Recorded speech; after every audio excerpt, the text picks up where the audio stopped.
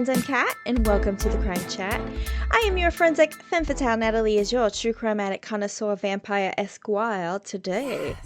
Yes, we are two normal girls who obsess about dark crimes, evil minds, and occasionally the unknown. And here's your disclaimer, chatters. The following Crime Chat will contain adult content and descriptions of violent, blood-sucking scenarios today, so your listener discretion is advised. Yes, you have been warned. But before we get into today's Crime Chat, Kat, what have you done? I watched Gorilla Minus One. Godzilla? I said good gorilla, didn't I? Oh my god. Okay, this is the movie I have been begging for you to watch. Yes, Godzilla Minus One. Did you cry? It was so, oh my gosh. The cinematography, the drama, I mean, it was dubbed, it was in Japanese, but, dubbed over in with English subtitles. And at one point I was making us, so my older son was here and he and I were watching it. He put it on. He's like, I've been wanting to watch it. I was like, yeah, put it on. And I was kind of just finishing dinner, so I missed. It's not one of those movies that you can just like listen to because it was all in Japanese. Mm-hmm. But I would sit down and like watch it for a little bit and then get up and kind of go check the stuff, come back, and wow. Thank you.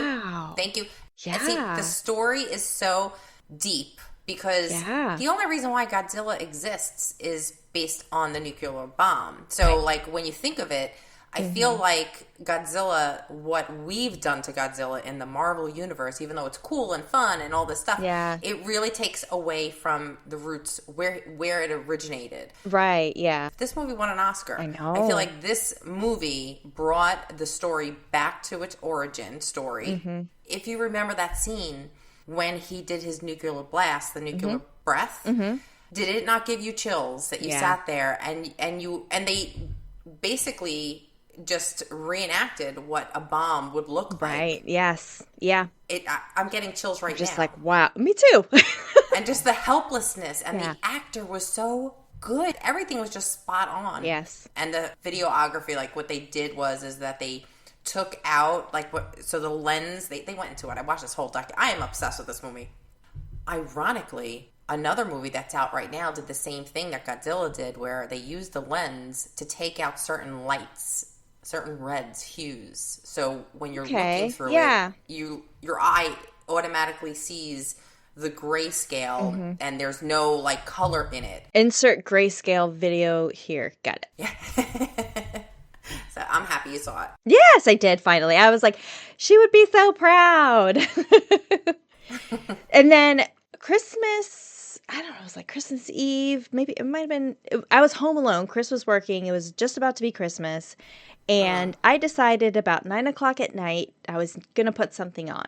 And I started a series called The Madness. And I binge watched it and I didn't get to bed until 3 in the morning. When was this? Christmas Day or Christmas It was Eve? a couple days before Christmas. Okay. Chris was working. Nobody was here yet for the holidays. And I was by myself. And I was like, I need to put something on. But I got sucked into it. It was so good. The lead character is from Fear the Walking Dead. Okay. Which is kind of how I recognized him. Have you seen it on Netflix? The trailer, anything like that? The Madness? No. Yeah. So basically this guy gets framed for murder and he's trying to prove his case. In the meantime, like becomes buddy-buddy with an FBI agent, but then you got the local law enforcement that are after this guy, but the FBI's like knows a little bit more because there's like a bigger case surrounding the death of this individual, and it's like hate crimes and that kind of thing. So the guy that ended up being murdered in like the very beginning was a leader of a sect of white supremacy, and the person that they were after was a black man. So you've got like all of this like racial tension, but really it is about humanity and how people perceive things when they don't know what really is going on. They get one glimpse of something and they're like, you're the man, like, you're the worst person, you're evil, you're the devil. But it's like, wait. Right. You just got like this itsy bitsy little thing. So the madness is basically the madness that this the lead character is going through in trying to like not free himself, but like trying to like show his case and be. Yeah. And he did end up turning himself in at one time, but I recommend it. I don't want to give it away too much. I really recommend it. It's got a lot of different layers of lessons, like just life lessons based around murder. So, Cool. my fave. And then the last thing, my older son, when he was here on Christmas Day, Chris was working. So we were trying to find something to watch. And we watched, it's a limited series on Netflix called La Palma. I saw something on it like a week or two ago. It's like the #1 Netflix series that had come out. And I was like, I hadn't even heard of it. So I looked up the trailer and I was like, okay. But basically it's surrounding a natural disaster. And it happens on the island of La Palma, which is in the Canary Islands. I also learned a little bit of geography, and the Canary Islands are kind of like, not subletted to Spain, maybe like Puerto Rico is U.S. territory. Like La Palma and the Canary Islands are kind of Spanish territories. So they speak mostly Spanish and everything like that. But I didn't realize it until we started watching it, and that's probably why we hadn't heard of it. It was done in Norway. I think they spoke Dutch and it was dubbed over. Some of the like mouth lined up with it, some of it didn't. But I have a really bad habit of watching things with subtitles anyways, because I don't always pick up on what people are saying. Me too. You know, so I usually watch it with subtitles. I'm old, fine, whatever. So, and it drives Chris crazy. And I'm like, I want subtitles on.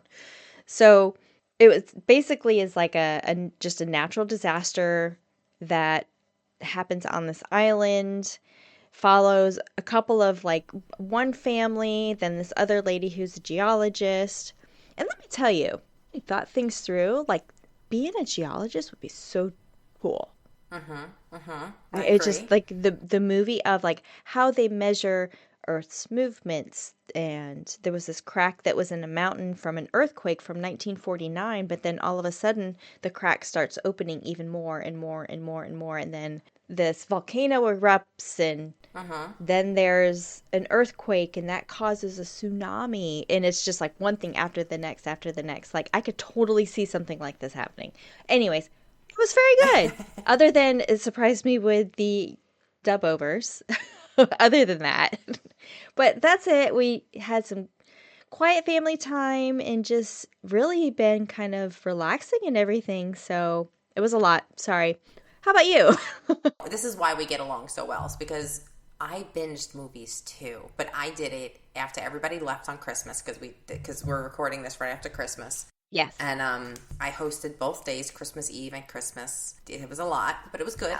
When everybody left, everybody was gone by 8 o'clock. So I was like wide awake. Yeah. And not to mention, after cooking for 2 days, I didn't really eat. So I didn't get hungry till about 9 o'clock. So then I started picking. And then you were just like a chill mode. Like, right. You figuratively deflated. Right. I decompressed. Decompressed. Yes. And I got my binge on. And it's ironic. I didn't write this down, but one of the movies that I watched was a Godzilla movie. Oh.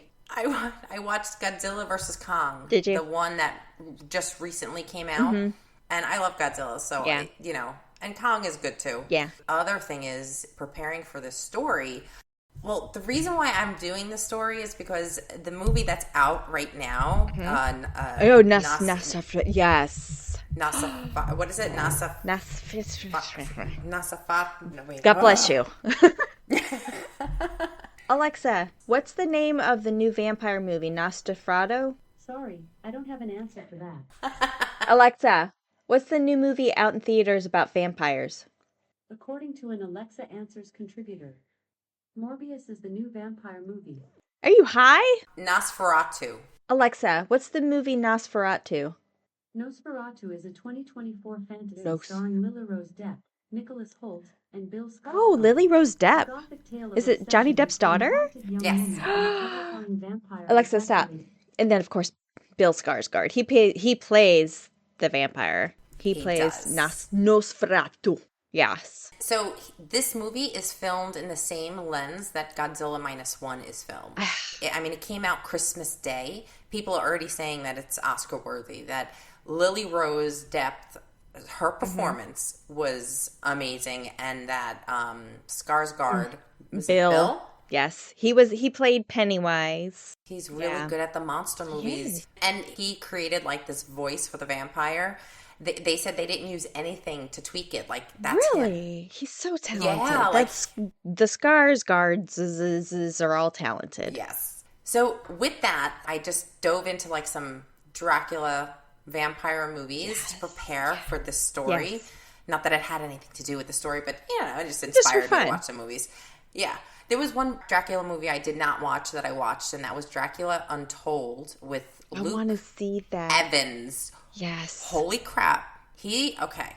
I put these two Dracula movies up there because these two actors that played Dracula in these two movies were probably the most charismatic actors. They portrayed Dracula in a way that he almost like that romantic tortured soul, and they did it so well. So the first one is Dracula Untold, and that would be Luke Evans, and then the other one was the Bram Stoker Dracula, and that was Gary Oldman. Oh, Amazing. he's an amazing actor. Gary Oldman is, and I became obsessed ish with Luke Evans when I watched the TV series. It was on TBS called The Alienist, and that kind of takes place in like 1800s, early 1900s, where it's like it has to do a lot with kind of mind reading and it obviously science fiction, but it was kind of a Sherlock Holmes and Dr. Watson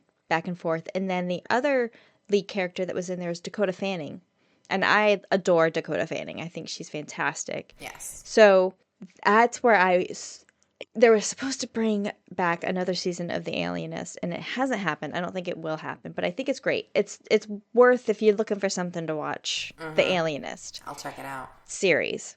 But that's where I kind of was like, who is this guy? If you love Luke Evans, I'm shocked you haven't seen this, because my favorite is Gary Oldman. I love Gary Oldman. Yeah, it's the closest story to Bram Stoker's book, but Dracula Untold, Luke Evans, what a performance! The man was built to play Dracula. I'm like, is this the only movie that he's in with Dracula? Like he's that good. It's got one of my other favorite ones in there, Dominic Cooper. Oh yes, he plays the bad guy. Yeah. He's the bad guy. amazing. He's a great bad guy. Yes. He played in, speaking of vampires, Abraham Lincoln Vampire Hunter. Oh my God, that's another vampire movie I love. I love that movie. Yes. I think it's fantastic. It's creative. Yes. It's like, yeah. And then he was in his buddy, his best buddy. He did. He played the vampire. The vampire buddy, yeah. But the first time I saw Dominic Cooper was in a movie, The Devil's Duo or The Devil's Double, something like that. Okay. And it was, Dominic Cooper played both Uday and Qusay, the sons of Saddam Hussein. He played both because they were brothers. Really? So he played both of those characters, and I was just like, this guy is amazing. Like, The Devil's Double is a grotesque, somewhat accurate depiction of how things were before Saddam was killed. So, wow. But I found him in watching that movie, and then he's been in other stuff, and anytime he's on there, I'm like, I'm really surprised I haven't seen this movie, because I adore Luke Evans and I adore Dominic Cooper. I will watch it tonight. Oof. Okay. I'm home alone. I'm gonna watch my scary shit. That's about it. That's all I did. Okay. Isn't that enough? It's a lot. It's been a lot. And it's the time of year where people just kind of chill out, relax. It's family time. It should be really low stress. It should be. Yes. So I hope you were able to enjoy your holidays, and Happy New Year. Happy New Year. Well, speaking of vampires, you said, hey, let's do a little bit of an intro on why people are so obsessed with vampirisms. Yeah. Well, you got Interview with the Vampire, True Blood, Vampire Diaries, Twilight, Love it. Buffy the Vampire Slayer, and the infamous Dracula, which you mentioned. And then we also have the Abraham Lincoln Vampire Hunter. There's so many different things. Yes. The truth is that there's just something about vampires that draws us in. Movies, books, Halloween, and something deeply interesting that makes this blood-sucking monster stand out above the rest. In 1897, when Bram Stoker wrote Dracula, England had the largest ports in the world. There was a fear of incoming diseases, foreigners, immigration, and Stoker created the perfect monster, an Eastern European bringing dirt from a foreign land. You can do this for every period that has a wave of interest in vampires, which we then become infected by this vampirism like it's a disease. Yes. As an early catalyst of cultural fears and anxieties, the mythology dates back for centuries. This folklore details stories of the undead consuming the blood of their prey, often exhibiting fears of death and the unknown, further developing into the deviance of society, sexually, culturally, religiously. Vampires are often portrayed as beautiful, mysterious, and suave, but it can also reflect back to a distorted image of the world that we live in, which can be thrilling and exciting, but also like, what the hell? Yeah. A combination of these fears inspired how vampires are perceived today as monsters who are hidden in plain sight, hiding their true nature from society. Some vampires struggle with their immortality, knowing that the only way they can survive is to feed off of the living, while other depictions thrive off the fact that they get to murder. This can allow us to grapple with the balance between fantasy and fear. This fascination with vampires has developed into our own curiosity about death and the intrigue of immortality.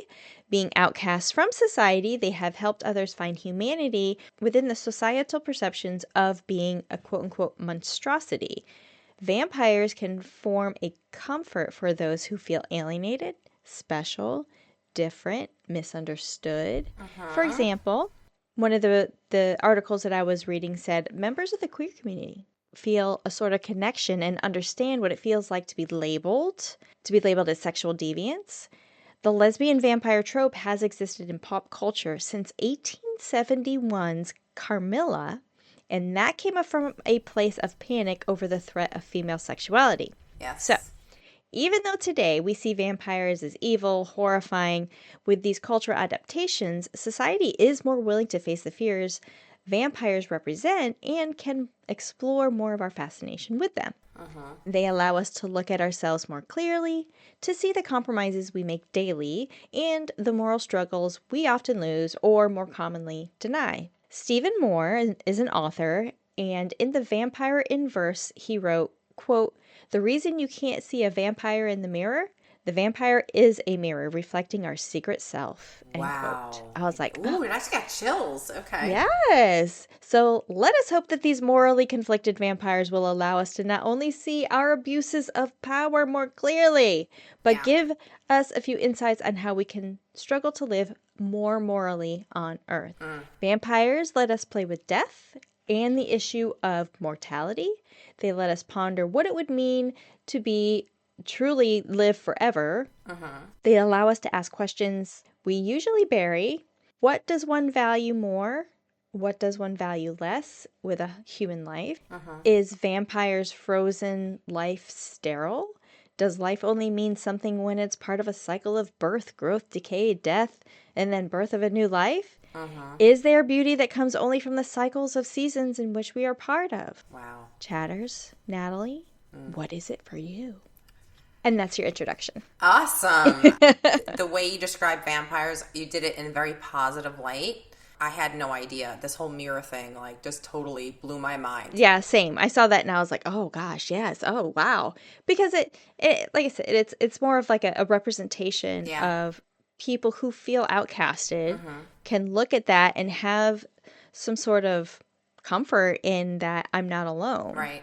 And that's important because we are a very critical society, and shame on all of you. Yes, I agree. So, yes. Before we get into our story, I feel like I need to disclose some dishonorable mentions regarding this topic. Oh. Later on, I will add some fun facts about modern day vampire cult culture. Okay. In previous crime chats, we covered other vampiric murders such as Bella Kiss and Countess Bathory. Well, people that were like kind of had those tendencies with the blood. Yes. If I dug in and listed all of them, we would be here forever. There are a lot of people that are fascinated with blood, Yes. like killers, Yes. and it's crazy. But I figured let me add 2 more to this list because there's one Okay. of them I got to do a crime chat on. Okay. First one, Fritz Harman, otherwise known as the Vampire of Hanover, was a German serial killer active in the early 20th century and one of the most infamous examples of a criminal engaging in vampirism between 1918 and 1924. Harman was responsible for the murders of at least 24 young men and boys in Hanover. His MO involves luring the boys to his apartment, where he would then end their lives by biting through their throats in a vampiric manner. After killing his victims, he would dismember them and then dispose of them. We are definitely covering this guy in a future crime chat. Yes. Next one is John George Hay, known as the Acid Bath Murderer. Oh. Was an English serial killer active in the 1940s. He is best known for dissolving the bodies of his victims in sulfuric acid. However, Hay also exhibited vampiric tendencies, reportedly drank the blood of some of his victims. He was specifically fascinated with the idea of immortality and the belief that by drinking the blood, he can attain eternal life. Newsflash, he did, Kat. That is not true. No. Hay targeted wealthy individuals, luring them with promises of business deals and financial opportunities. After killing them, he would extract their blood and dispose of their bodies in acid, leaving behind virtually no forensic evidence. Question. Have you heard or saw a theory that if a killer who thinks he's a vampire goes after more lucrative members of society, that their blood would be richer and maybe last longer? No, that's interesting. It just came to me. Is that a theory or is that something you just... No, that's just something I just thought of. Like, I wonder why they go after the more lucrative. Or, like, even in the TV show Interview with the Vampire, Anne Rice's Interview with the Vampire, the series, They're all there's rich. a certain level of status. Yeah. all Like, rich. does that mean anything? Well, I think the whole idea of being immortal is to be wealthy, not rich, wealthy. Wealthy, Old money, yeah. meaning that you Yeah. have generational money because you've Wealth, been around yeah. for thousands of years. So I'm thinking that Yeah. they have to have everything's got to be dusty. Everything's got to be a lot of Yeah. It's like a smile with too many teeth. It's just too much, you know. Yeah, yeah. It just came to me. And I'm like, I wonder if there's, like, if that's a desire. I mean, you think Twilight, the Cullens, like, They were the most active though Dad was a doctor. out of all of the vampire movies. I think the Cullens were probably the most active because their kids went to school. So they kind of lived amongst us, so, which was a change from the traditional vampire story where they're kind of shut-ins. Right, like, but then they started living in plain sight. It was just like a cultural shift with Twilight. Said they sparkle in the sunshine. Okay, so let's dive into our crime chat story.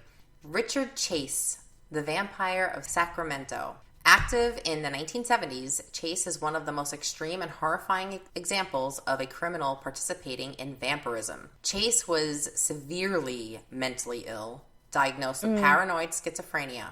He believed that he needed to drink the blood to prevent his heart from shrinking. Over the span of 1 month in Sacramento, California, Chase murdered 6 people. As grotesque as this already sounds, it doesn't stop there. After killing his victims and drinking their blood, Chase also consumed their organs, a mix of vampirism and cannibalism. Yes, yeah. I wouldn't say that he's a serial killer. He's definitely a spree killer because there was no resting point for him. Or There's no break in between. It was just whoosh. yeah. Okay. Yeah. So let's get into it. Richard Chase was born on May 23rd, 1950, making him a Gemini. Oh. We're just bad. We are. He was born and raised in Sacramento, California. Richard was raised in a quiet and strict household, and his father was pretty abusive. He would beat Richard as a form of punishment. He was the eldest of 2 children in the family, with his younger sister Pamela being born a few years later. His parents, Beatrice Chase and Richard Chase Sr., had a troubled marriage. They had arguments and financial struggles, and this profoundly affected Richard's early life. Despite this, the family managed to maintain the appearance of a normal middle-class family. In school, Richard struggled to form close relationships and often was described as socially awkward. He had a few acquaintances, but no lasting friendships due to his increasingly bizarre and erratic behavior. He was known for his lack of interest in academics and apparently inability to concentrate in class. His peers often teased him about this, which further isolated him. I feel bad for him because he is struggling. He's definitely suffering from something, and bullying him is not helping. Right. The family also lived close to farmland, like a rural area, and he had access to small animals like rabbits. Like there was a rabbit farm a couple of doors down. At age 10, Richard began showing signs of the McDonald triad. Oh, no. A set of behavioral patterns associated with violent tendencies. This included cruelty to animals, arson, and bedwetting. I think you've mentioned this before. Yeah. The triad, we've talked right? about it before. Yeah. That's why I was like, aw, and then, oh, no. All of which were later identified by forensic psychologists as precursors to his homicidal behavior. It said that if you even display just 2 of these traits, that it was bad, or any combination of the 2. But if you already were displaying like all 3, this is not a good sign. And he was already showing all 3 by the age of 10. During his early teen years, he started to experiment with drugs, alcohol, such as speed, LSD, and marijuana. Wow. Well as, it's a lot. He also became addicted. Yeah. Well, I say LSD's no, woo, Right. Not something that you just try. No. You know. It was reported that he had a few girlfriends when he was in high school, but he was struggling with ED, erectile dysfunction. Womp womp. ED. Yeah. And there was no Viagra then. No. This will come up later, and it's a very important nugget. It's our first nugget of 2025. Yes! Yay, Nuggie! Nuggy's back. Nuggy's back. Richard did go to a psychiatrist to discuss his impotence, and the psychiatrist said that it's likely caused because of his suppressed rage. But Richard was not happy. This is a weird diagnosis, first of all. Like, that's not really a diagnosis. And what's the treatment? Like, there was no treatment of whatever, this rage, whatever, Richard was not happy. Get over it. Yeah, basically. Well, Richard was not happy with this diagnosis, and he turned to diagnosing himself. That's always a good sign. He started reading medical books. He wanted to learn about everything he thought was wrong with himself. He wanted to figure it out on his own. He came to the conclusion that the reason why he was struggling to maintain an erection was because he didn't have enough blood in his body. That was it. That was the reason. And unfortunately, this is when Richard's obsession with blood started. So shortly after graduating from high school, Richard answered an ad to rent an apartment with some other, they say friends, but he really didn't have friends. These were acquaintances that knew of him at school, that were, everybody was struggling financially, and they were like 3 guys renting a studio apartment. Go in together, So they accepted him as a roommate, and he moved there. After he moved in, though, tension started to rise between Richard and his roommates because of one issue. Richard liked to walk around naked, okay?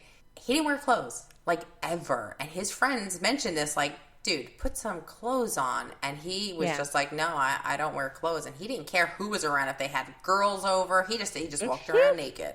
All the roommates moved out due to this and left Richard in the apartment alone. But now, Richard living in the apartment on his own, he could no longer afford to pay the rent. Sure. So he ended up moving back in with his parents. And he was 21 at this point. It was around this time when Richard started to become very, very paranoid. He was paranoid about pretty much everything, but mainly about his body and his health. He feared that he didn't have enough blood in his body. He also thought that his heart often stopped beating. He felt his heart stop beating. And this led him to think that someone had stolen his pulmonary artery. It's very weird. So maybe I'm thinking when I was writing this, I'm like, he's probably having like a panic attack, or he's probably having like something type of where maybe he has a flutter in his heart, Yeah. or A little murmur. Something. Yeah. But this led him to thinking that somebody stole his arteries. So, I mean, yeah, logically even thinking, like, how would that even be possible? I don't know. Ugh. He also thought that he was lacking vitamin C. And Richard, to fix this, he would get an orange, slice it in half, and then hold it on his head. And he believed that holding the orange to his head, that his brain would absorb the vitamin C. Manifesting that vitamin C in his head. Like cool cucumbers over the eyes. Yeah. Oh my God, I didn't even think about that. With I do that all the orange on the forehead. I do that all the time at the spa. Oh yeah, of course. It's very helpful. Yeah. He also thought that the bones in his skull were moving. Richard thought that there were bones starting to protrude from his skin in the back of his head.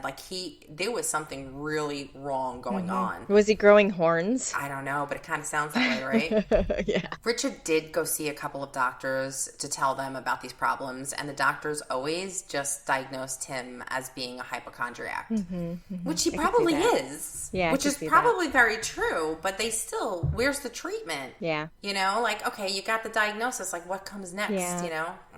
Richard had also started to become quite paranoid about the people around him. After he moved back in with his parents, he convinced himself that his mother was trying to poison him. Richard did not trust any food that his mom would make for him. Eventually, Richard's dad got sick of his shit and his paranoia and basically forced him to move out of the house and go live in an apartment on his own again. Richard is back living on his own. This is not a good thing. Yeah. He has no one there to tell him what to do, no one looking over his shoulder, maybe judging him on what he's doing. And remember, I said that Richard is obsessed with blood. So once Richard was alone in the apartment, he would capture and kill more rabbits to feed his need for blood. So remember, he lives in a rural community, and there's a rabbit farm. So he had plenty of rabbits to go kill. Oh, wow. He would kill them, and then he would drain their blood, and he would drink it. And then he would eat the rabbit whole and raw. Oh. But he would also take out the rabbit's organs, primarily the liver, and put them in a blender, add some Coca-Cola, blend it. All I can see is Kat's face. Okay. I know it's gross. I hope nobody's eating while they're listening to this episode to just stop. Okay. Let me finish my blood, my red wine. I need a drink too. Oh my. So basically he made himself a rabbit liver Coca-Cola smoothie. That was his thing. A little smoothie. Yeah. Richard truly believed that he had a legitimate reason for doing all of this because he didn't have enough blood in his body. But he also thought that the blood he did have in his body was turning to powder. And a way to prevent his blood from turning to powder was to drink the blood of animals. See, none of this is making sense. None of this is... Severely mental issues. Severe. Yes. He also believed that eating the rabbits raw and eating the organs of the rabbits would stop his heart from shrinking. So things have escalated a lot since he moved out of his parents' house. And it continued to escalate for the next 2 years. He was still abusing drugs and alcohol. One time his dad visited him and had to take him to the hospital because he looked really, really sick, like gray sick. The doctors found that he was suffering from blood poisoning. See, things had escalated so much that he was committed to a psychiatric hospital for treatment. Okay, good. Right, yes. One question the doctors were asking, how did you get blood poisoning? How did that happen? It was found that he had injected rabbit blood into his veins. Oh my God. Yeah, it gets worse. Oh my God. It just gets worse and worse. So once the hospital realized this, they were like, okay, this ain't normal. This ain't right. Something's really wrong. He needs some serious help. And this is when they kind of said involuntary, he is getting committed. Admission. That's it. Good. He's staying more than 3 days. Yeah. So now, this was in 1975. Richard was 25 years old at this point, and it didn't take long for Richard to gain a nickname at this hospital, which is super unprofessional, but the medical staff, the nurses, named him Dracula. You don't do that to a mentally ill person, regardless of how gross he is. Yeah. This was due to, they all realized that he was obsessed with blood.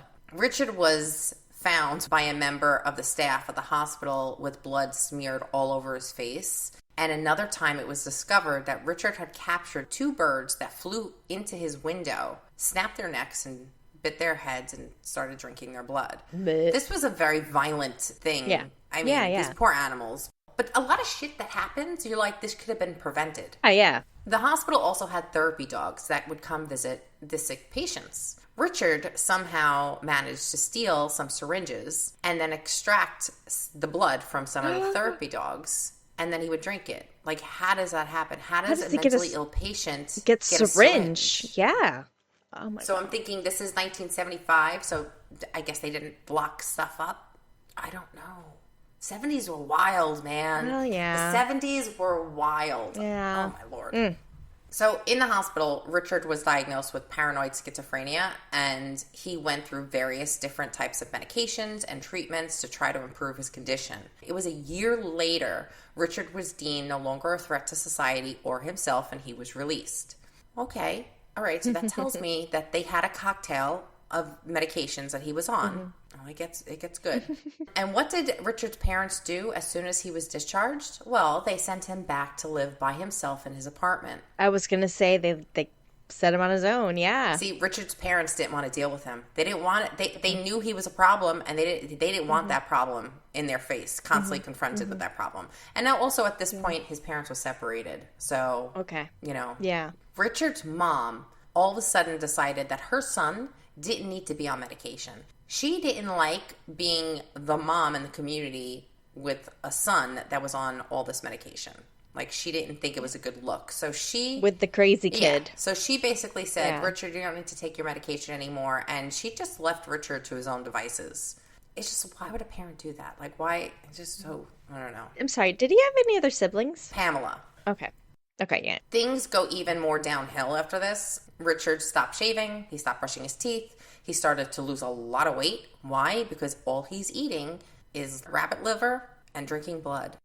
But things got even worse. This escalated to cats and dogs. Richard would go around the neighborhood and steal the pets.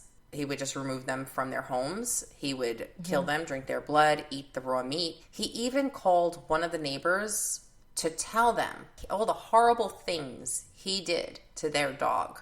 I would be in jail. Oh my God. I would be in jail. You touch my dog. Yeah. You got problems. Yeah. Oh my gosh. One time, Richard turned up at his mother's doorstep with a pet.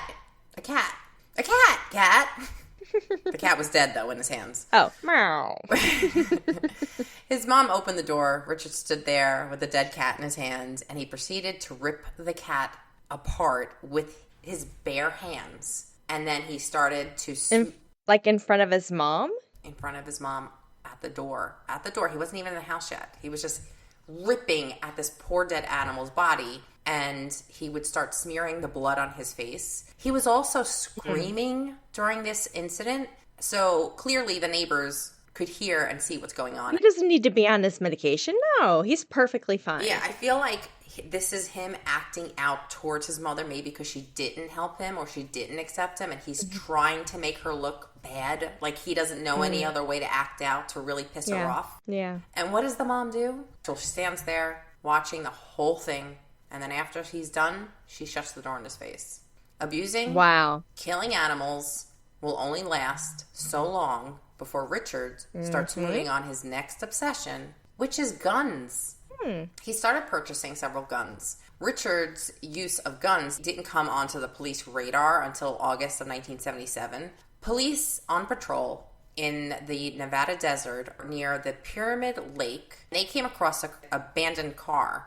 They decided to do a routine check of the car, make sure everything's okay, no one's in there. And when they got close enough, they realized the entire car was smeared and covered in blood. Like, somebody took something dead and smeared blood on the windows and the car and all this stuff.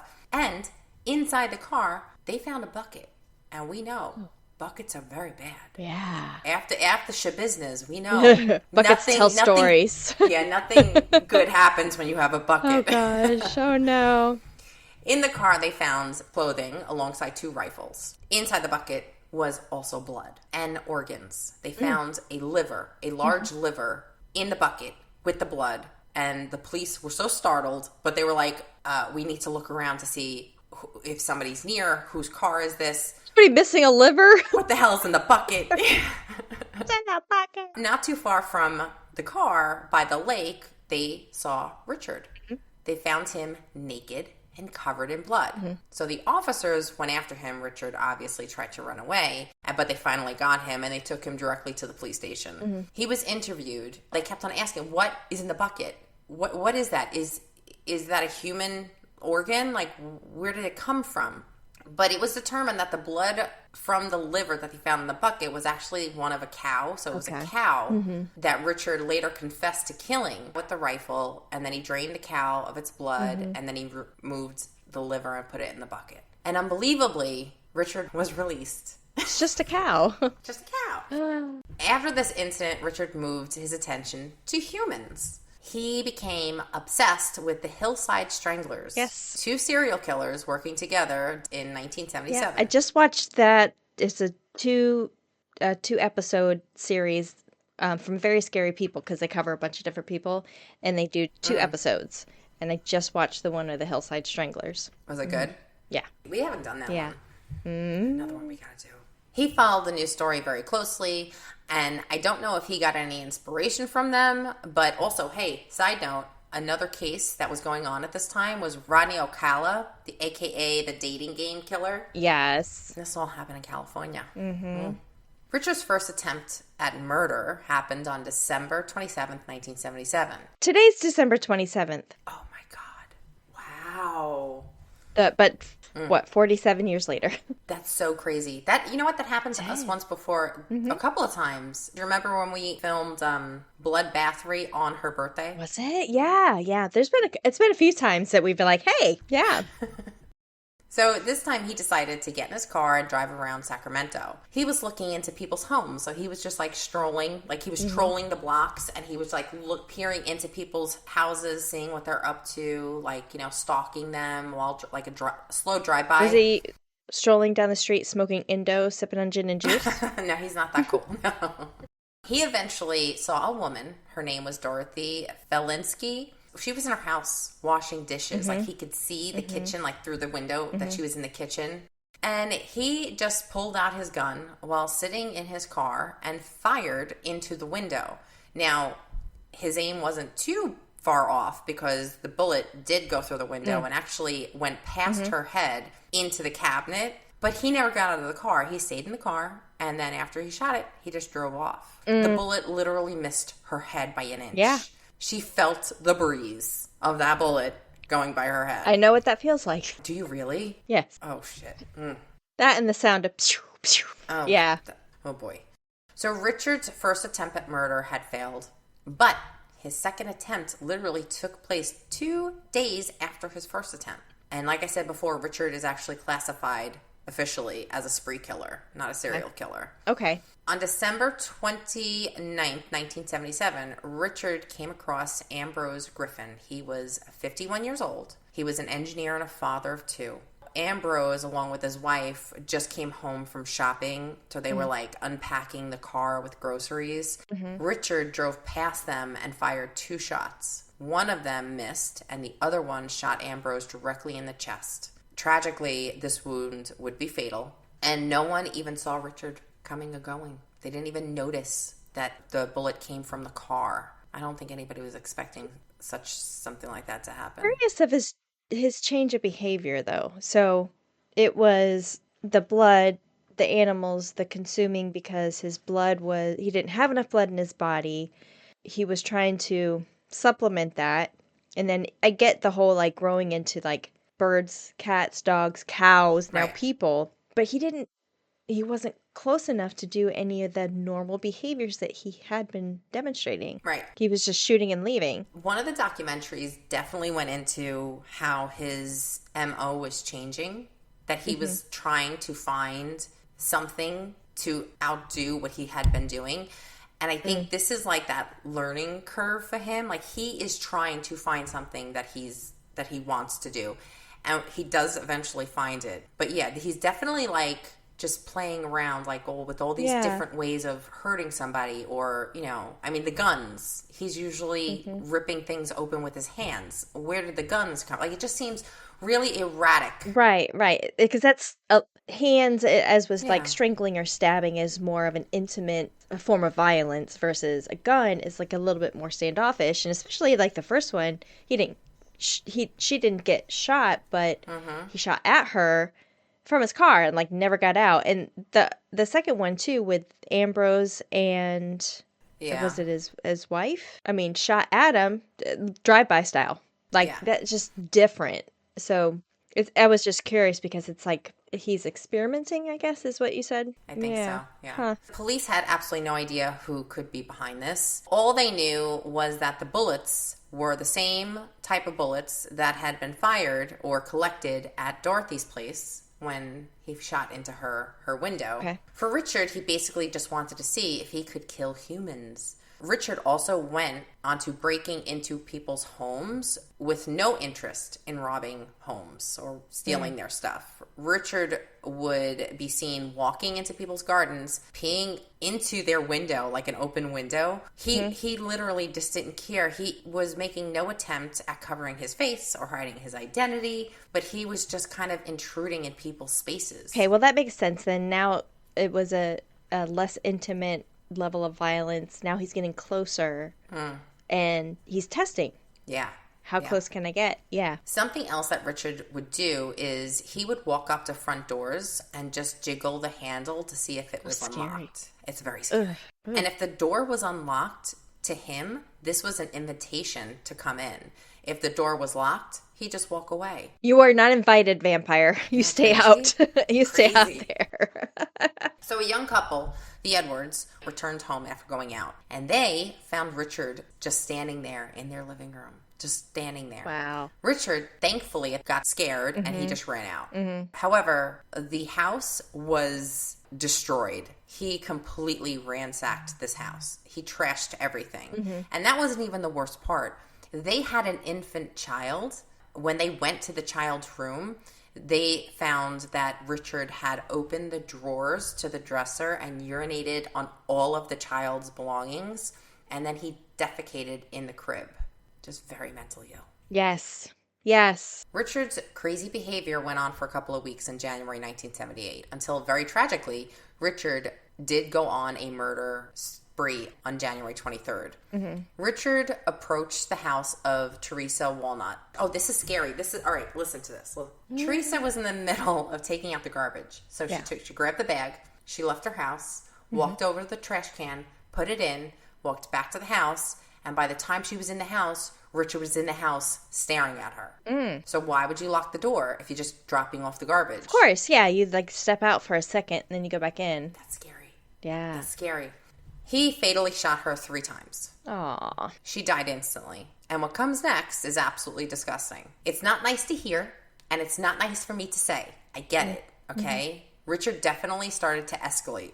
He's getting more sadistic. He used a knife to cut open Teresa's body. He removed some of her organs. He sliced off one of her nipples. Then he picked up an empty yogurt container that he found in her trash can, and he filled it up with Teresa's blood. And then he drank it. He then got a bucket, these freaking buckets, never a good sign. He filled it up with her blood. He then took the bucket and poured the blood into the bath. And then he proceeded to jump in. Not that there's much, but he got in the bathtub, and whatever blood was on the bottom of the bathtub, he started just to wipe his body down and bathe. 3? Yeah, gross. Yeah. When he was done with his bloodbath, he went outside and he found some dog feces. And then he put the dog feces into her mouth. What? Yeah, he clearly wants to humiliate her. And this is why I think this is something to do with his mother. I feel that she humiliated him, and he is clearly angry with women because he really does do a number on women. Like Ed Kemper. Yeah. With his mom, yeah. He wants to humiliate the body any way he could. He also had sex with her body after she was dead. When he was done, he left the house, and her husband found her on the floor in this condition. And to make it even worse, Teresa was 3 months pregnant. Yeah. Oh. Isn't that terrible? So he's also into necrophilia. So just add one more thing to his profile. Yeah. Yeah. Richard fled the scene, and yet again, he's not caught. Richard's spree would soon come to an end, however, not before he commits one last absolutely horrific crime. On January 27th, only 4 days after the murder of Teresa, Richard enters the home of 38-year-old Evelyn Monroth. At this time, Evelyn was home with her 6-year-old son, Jason, and 22-month-old nephew, David. And also her neighbor, Dan Meredith, was there. He was just there to visit. When Richard entered the house, Evelyn was currently upstairs. She was having a bath. So Richard first came across Dan, the neighbor. Richard instantly shot him, point-blank range, killing him instantly. Evelyn's 6-year-old son, Jason, obviously heard this, and he fled upstairs to his mom, but tragically, before he could make it to his mom, Richard shot Jason, and Jason died instantly. Yeah. Richard then entered the bathroom where Evelyn was. He shot her in the head, and she died instantly. He then dragged her body to the bedroom, and he raped her, as well as cutting her and drinking her blood directly from a few incisions that he made on the back of her neck. He stabbed her in many locations, which caused a lot of blood loss, and he then sliced open her stomach and drained her blood into a bucket. He then drank whatever he could get from her body and ate blood. It was later found that her body was covered in a large amount of semen, which indicated an unusual amount of ejaculations. It seems like he found what gets him off. Yeah. He no longer is suffering No from more ED. ED. Yeah. He is a sadist. Once the police arrived at the scene, they were greeted with an absolutely horrific scene. And tragically, 22-month-old David wasn't anywhere to be found. At this point, the police needed to find out who did this, but more importantly, they needed to find out where the hell David was. Yeah, yeah. The FBI was called, and they started working the case. A team of profilers were called in after the murder of Teresa to put together a profile of this person. And this is what they put together. They said that the killer was tall, possibly malnourished, a loner, physically unclean. The profilers realized they also needed to release his profile to the public because they needed help. They needed help real quick. Yeah. And it worked. A woman named Nancy Holden came forward and said, I know this guy, Richard Chase. I went to school with him. He's a wackadoo. Yeah, like I totally know who you're describing. He fits the profile perfectly. The day after the murders of Evelyn, Dan, and Jason, the police tracked Richard down in his apartment, but they wanted to wait outside for him to finally leave. When he did, he was covered in blood, as usual, and the police finally arrested him. The police went inside the apartment, and what they found shocked them. They found the walls, the floor, the ceiling. Everything was covered in blood. Gotta smell. Oh my gosh. And the kitchen was even worse. We know that he loves his smoothies. All the cutlery, all the plates, all the cups were covered in blood. And they also found the blender that he liked to use for his smoothies, and there was even like leftover bits of organs at the bottom. Police found several animal parts just wrapped up in tin foil at the top of the fridge and several pet collars. And when they opened the fridge, this was when they found some of Teresa and Evelyn's organs that he took with him. He took the organs, okay. Sadly, they also found the body parts of little baby David. Yeah. Richard was a sadistic killer. I think he was 100% sexually motivated. I totally think this is kind of like once he realized this excited him. He can get off on this. Yeah. Yeah. Thank God they caught him when they did, because this was not going to stop. He was not going to have any rest period or anything. This was just going to continue. Right. And remember, this all started because the man couldn't get it up. Richard went to trial in 1979, and the prosecution was trying to get the death penalty. However, the defense wanted second-degree murder based on the defense of insanity. They just wanted to avoid the death penalty, and they were trying to prove that the murders weren't premeditated. But they proved that they were, because they said, well, if you're bringing a gun into a house and you shoot somebody, you don't need a day to premeditate a murder. It can happen in a second. You know, like, why would you pull that trigger? In the end, he was sentenced to death by gas chamber. and was initially sent to San Quentin State Prison in California. Quentin, yeah. However, due to his mental instability and deteriorating psychological condition, he was later transferred to a medical facility. He received treatment for severe medical illnesses, though many reports suggest that his condition remained violent and troubling. Chase ultimately died by suicide on December 26, 1980 in his cell. They would dispense medication, and I guess they didn't check if he was taking it, and he was hoarding his medication in his pillow. Yeah. And he ended up just taking them all at once. So he OD'd because he was hoarding his medication. How do you... We have new standards today. You know, like, you know if that person's taking their medication. You know that, like, the little paper cup that you give them the pill in? You, like, take it, drink of water. All right, lift your tongue. Let me see the top of your mouth. Like, like, let me see your mouth. Make sure they swallowed it. Yeah. They also said that in the facility, all the other patients were afraid of him. Even in San Quentin, they were afraid of him, the other inmates, because he was so disturbed that when they heard about his crimes, they were like, that's sick. And they were telling him to commit suicide? Yeah. They were telling him, you need to do this, you need to do that, you need to... So this may have been like something that he was told to do, but he died. Now, modern vampire subculture. The modern vampire community is diverse and largely misunderstood by mainstream society. Many individuals in the subculture reject the notion of supernatural powers, focusing instead on their symbolic practices and aesthetics, and consensual rituals. Here are some key aspects of the subculture, which I found interesting. Sanguinarian vampires. They're like a subset. Okay. There's like 3 different types. These individuals consume small amounts of human blood, typically donated by a consenting participant.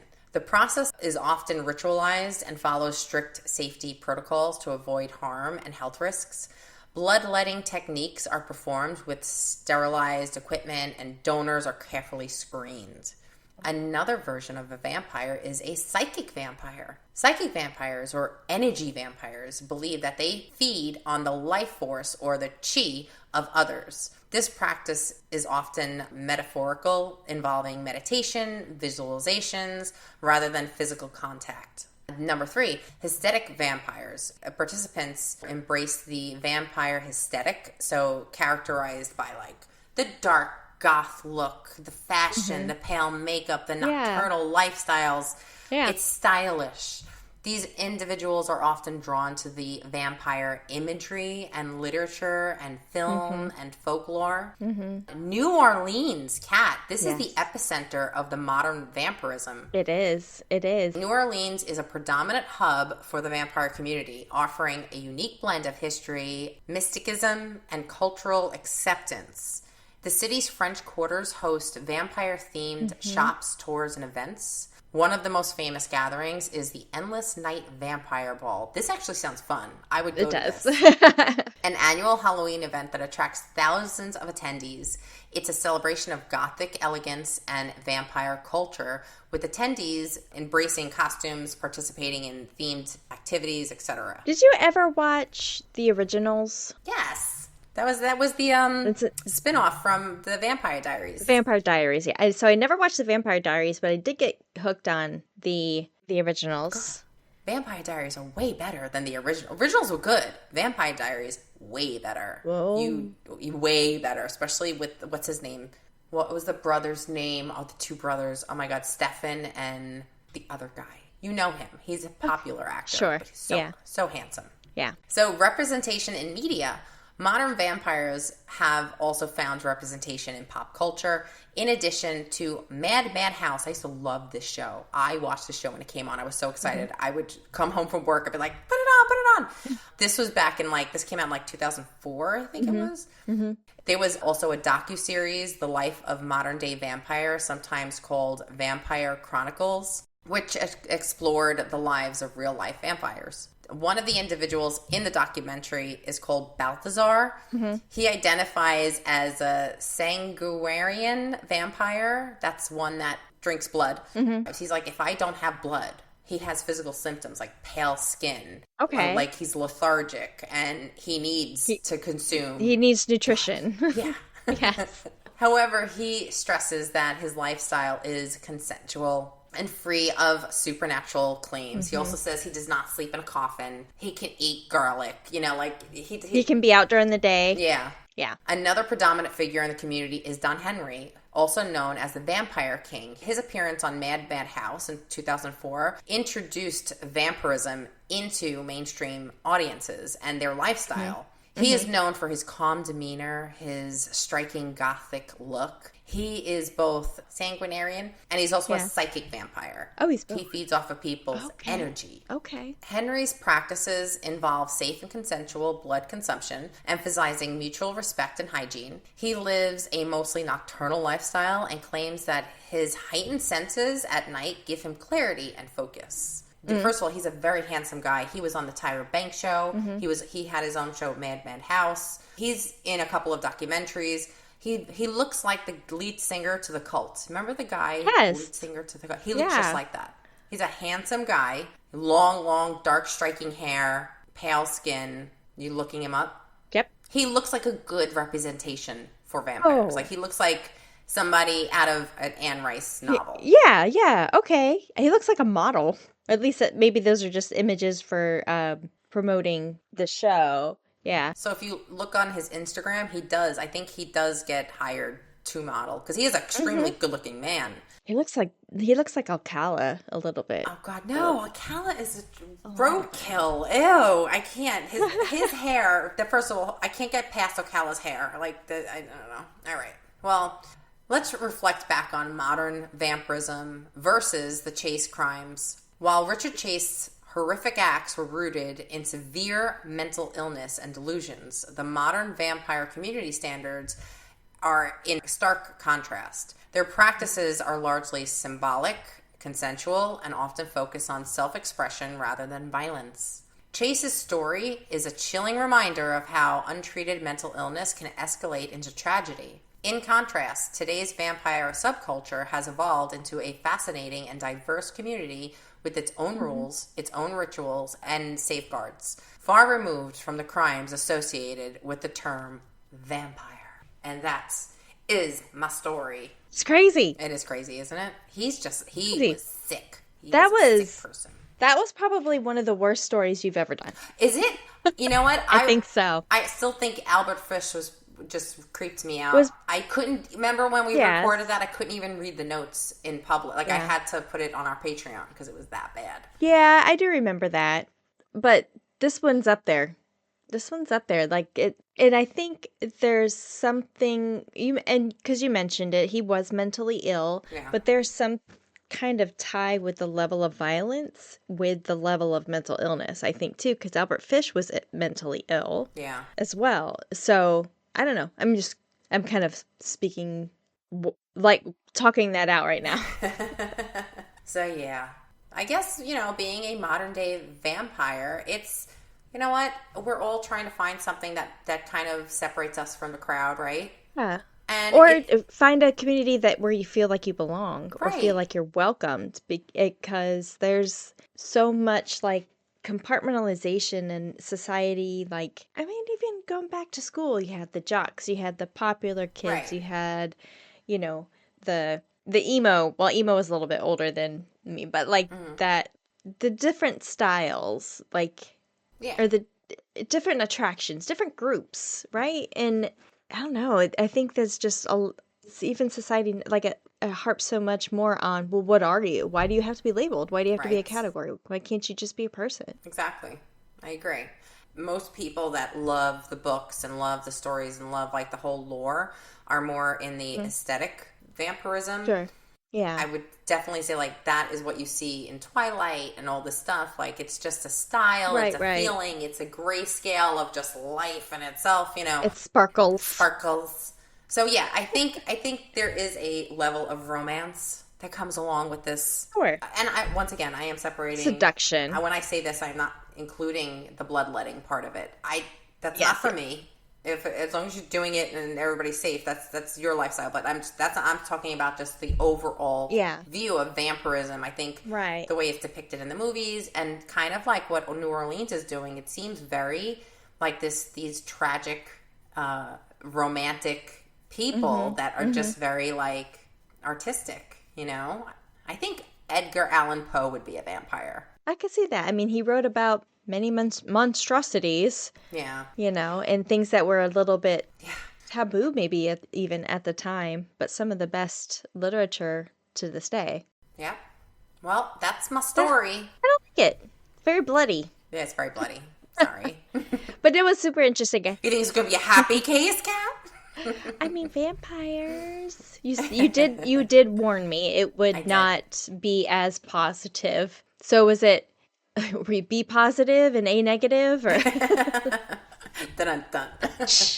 All right. Well, because we're going to leave you hanging, chatters, for more information on this case, please check out After That Crime Chat, only available on Patreon. And don't forget to follow CrimeChat with Nat and Kat on our socials, Instagram, YouTube, TikTok, Facebook, X. See what we got going on. Remember, Crime Chat with Nat and Kat, when you become a VIP chatter to our Patreon, you'll have access to bonus episodes, behind the scenes, bloopers, and free merch. And check out some merch in the works. We're actually going to work on something really cool, like a coloring book. Yeah. We're going to color our faces.